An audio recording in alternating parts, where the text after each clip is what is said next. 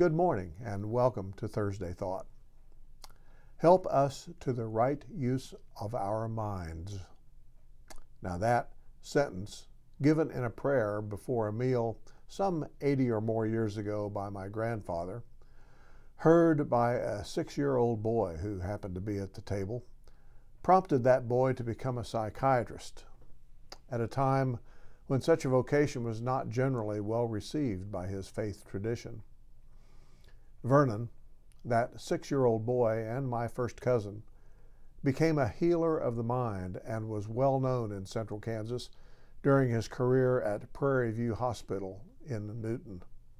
His son Jim recently told me the story of a remarkable answer to prayer in the life of his father, Vernon. Now, my guess is that my grandfather, Saul, who gave that prayer, didn't have a psychiatric career in mind for Vernon when he did say that prayer. I rather believe that he was invoking God's protection from various kinds of dementias and brain disorders because one of his sons suffered from some kind of a neurological disorder and lived a relatively short life in the early 1900s. Nevertheless, the idea that came to Vernon at some point in his young days as a result of those words was just as much an answer to that prayer as was Saul Planck's long life, his mind ever sharp until his very last day on earth.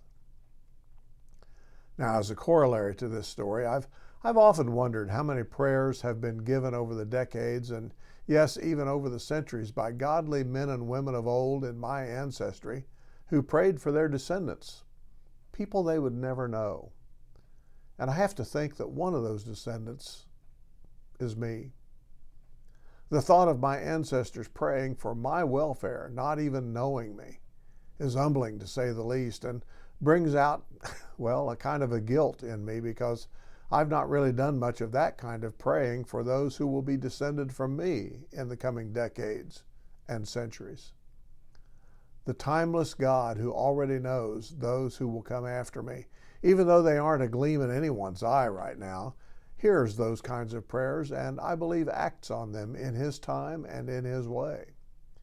We don't have a clue what the world will be like 100, 200, 500 years. We can pray that those who come after us will be seekers of God, will be followers of Jesus Christ, and will be indwelt by the Spirit of God. We can pray that they will be like Jesus and display His love as they navigate whatever the world happens to offer them at that time. We can pray that they understand that the kingdom of God is not of this world and is to be sought and cherished more than anything the world may have to offer.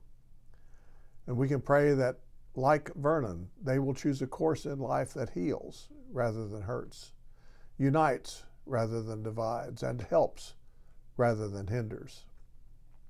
Now, I don't know what your prayer life is like, but if it's like mine, you're probably stuck in the here and now, praying about events and situations and people in the immediate time frame. There's nothing wrong with that, but I encourage you to expand your thoughts about prayer to include those who will follow you, people who you will never meet or know. If nothing else, pray that they will know God, that they will know Jesus Christ. As Paul, the great apostle, said to the Philippians, I want to know Christ, yes, to know the power of His resurrection and participation in His sufferings, becoming like Him in His death. And you know, I want my descendants to also know Christ in the same way that Paul did. Well, thanks for listening today. May your day be filled with blessing.